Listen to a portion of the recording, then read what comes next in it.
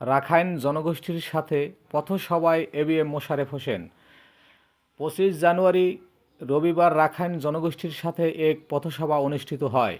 এতে প্রধান অতিথি হিসাবে উপস্থিত ছিলেন বাংলাদেশ জাতীয়তাবাদী দল বিএনপির কেন্দ্রীয় কমিটির প্রশিক্ষণ বিষয়ক সম্পাদক ও পটুয়াখালী 4 আসনের মনোনীত প্রার্থী আলহাজ এবিএম মোশারেফ হোসেন। বিশেষ অতিথি হিসাবে উপস্থিত ছিলেন কলাপাড়া উপজেলা বিএনপির সভাপতি হাজী হুমায়ুন শিকদার, মহিপুর থানা বিএনপির সভাপতি আব্দুল জলিল হাওলাদার, সাধারণ সম্পাদক অ্যাডভোকেট শাহজাহান পারভেজ, সাংগঠনিক সম্পাদক মোহাম্মদ ইউসুফ হাওলাদার সহ ইউনিয়ন পর্যায়ের বিএনপি ও অঙ্গ সংগঠনের নেতৃবৃন্দ।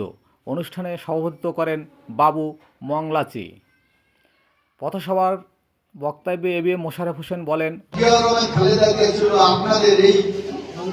আপনারা ক্ষুদ্র নিগোষ্ঠী আমরা বলি, এদের সংরক্ষণের জন্য সবচেয়ে বেশি আন্তরিক ছিল আমাকে বলেছিলেন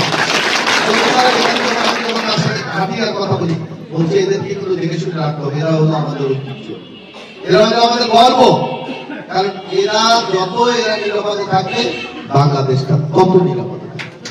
রাখাইন সম্প্রদায়ের মন্দির, ঘরবাড়ি ও শিক্ষা উন্নয়নে বিএনপি অতীতেও ভূমিকা রেখেছে এবং ভবিষ্যতেও পাশে থাকবে।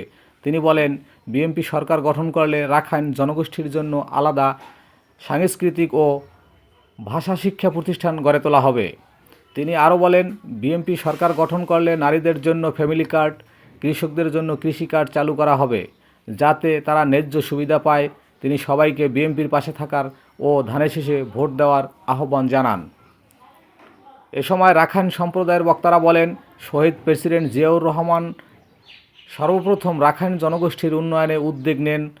উন্নয়নের ধারাবাহিকতা বজায় রাখতে তারা বিএনপির সাথেই থাকবেন বলে প্রত্যয় ব্যক্ত করেন। Desk report, Kuakata update.